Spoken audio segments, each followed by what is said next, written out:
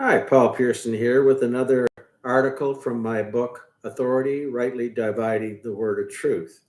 This article is the Trinitarian Bible Society, Greek New Testament, and I'll begin to read.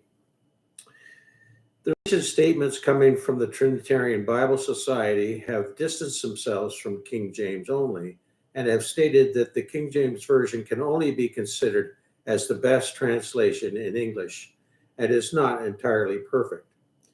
However, their production of the Greek New Testament compares wonderfully with what the King James translators provided for us English speakers back in 1611.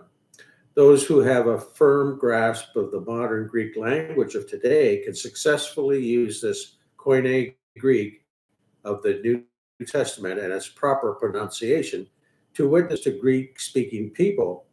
The trouble is, many seminaries and Bible colleges and other institutions that teach Greek are teaching Erasmian pronunciations, not a format that can be understood by the 14 million Greek speakers in today's world. In fact, if you use the Greek that is taught and learned in Western Bible schools today, you would be at a loss to even order a glass of water in a Greek speaking nation, let alone share the gospel. That is how different the pronunciations are. Even the vast majority of professors who teach biblical Greek cannot converse successfully with native speakers. The teaching of Greek in Bible schools of today would be better served by teaching conversational modern Greek, and when sufficiently learned, get into the finer points of parsing sentences, etc. What good is learning a made up form of Greek that cannot be understood by Greek people? There was a seminar given a number of years ago where Greek professors and 4 to 7 year Greek students were given a quiz to see how well they could translate an English word into the Greek language. These were the words that were given at the outset of the talk: yes, chair or seat, ball, cat, monkey, 9, red, cold, nose, jump, bonus points. Hello, how are you? Goodbye. When all the papers were collected, the average grade was zero point 0.4 out of 10 correct. Most of the audience could not answer any of the questions correctly. The highest grade was 2 out of the 10. This should speak volumes as to the futility of teaching and learning biblical Greek in the format that is being taught today. When we consider how a baby starts to learn their native language, we see that it is from the heart and much trial and error, and then one becomes sufficient adept at conversing in the language. They are encouraged to learn the finer aspects of parsing sentences, etc., as they grow in their language skills. This way of learning a language would be much more interesting, rewarding, and useful.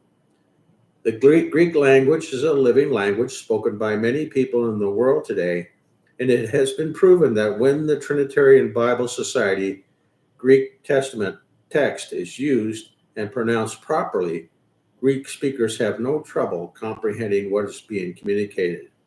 It is not some mystical language, as is now being taught, that has so much more meaning than the words found in the English of the King James Bible. Greek professors are giving that impression as they teach their classes and very often correct the English with made up explanations of how much richer biblical Greek is. Just one example of many that could be given is the statement of Jesus from the cross: "It is finished." Whole sermons have been given on how much more meaning the Greek rendering of this phrase has packed into it. They would say, "Tetelestai" conveys so much more, like a famous painter putting the final touches on a masterpiece and exclaiming, "Tetelestai," or someone who has just made the last payment on a huge debt and exclaims, "Tetelestai." The plain English It is finished is just as powerful. In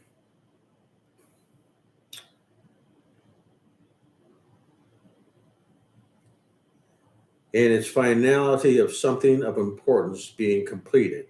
Context says it all in any language. It is highly misleading to say Greek words are so much the better.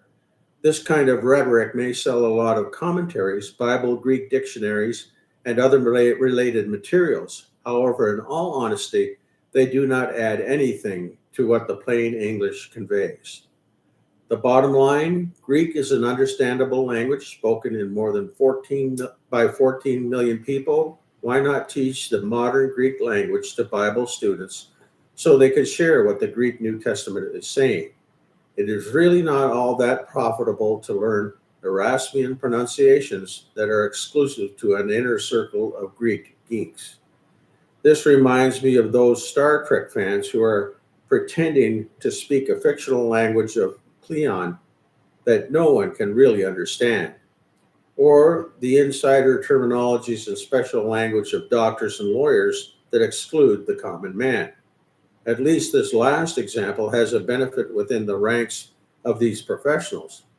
However, to learn an exclusive made up Greek dialect that has no practical use in the Greek speaking world is the height of folly. If one is going to spend that much time and money on learning Greek, why not learn conversational modern Greek? That, along with the Trinitarian Bible Society Greek New Testament, may be used effectively to bring that one to Christ. Isn't that what we Christians should be about? Doing the first works of soul winning? There is nothing more important and of possible eternal value than communicating the gospel to the lost. And I'll end. Yours in Christ, Paul. Well, thanks for listening, and we'll see you again next time. God willing. Bye for now.